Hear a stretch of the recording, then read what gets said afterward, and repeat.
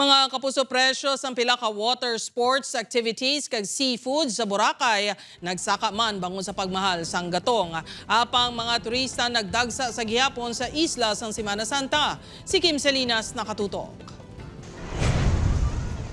Hindi madula sa bucket list sa mga turista sa Boracay ang water sports activities. Ina, sa tunga sa pagsakas ng presyo humalin sa Marso. Ang sato 1,800 pesos sa 15-minute nga parasailing, subong 2,000 pesos kada tao.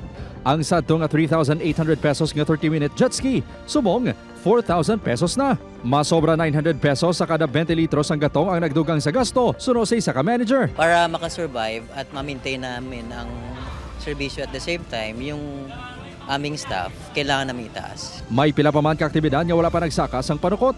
Apang nagpaandam nga magpasaka man kun parayon ang pagmahal sang gatong. Kasi po yung almost na consume namin 2,000 for 2 days, nagiging 3,500 plus na po. Nagsaka man ang presyo sa mga seafood sa isla. Sa restaurant nga ini sa Station 3, ang buhi nga kasag ang nakabalor lang sang 800 pesos per kilo sadto. Subong 1,100 pesos na.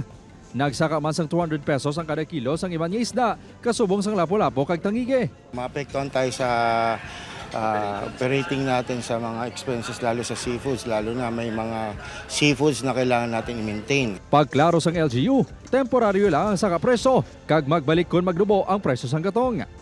Pesar sa ning mga pagsaka, nagsasagihapon ang mga turista sa isla. Hindi naman siya ganun ka kasi maintindihan mo naman siya kasi nagtaas nga yung gasolina. Okay naman po sir, worth it naman pag nag-parasailing ka dito sa Boracay. Suno sa Malay Tourism, halin sa 53,000 tourist arrivals nga na-record sa Semana Santa 2025, masobra 56,000 ang mga turista sa Boracay humalin sang Palm Sunday, Tub-Tub Holy Saturday. Generally peaceful man ang Holy Week sa Boracay, suno sa otoridad.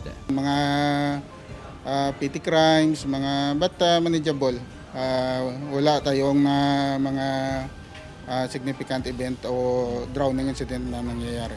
Upod Caramel Porquia, Kim Salinas, 1 Western Visayas.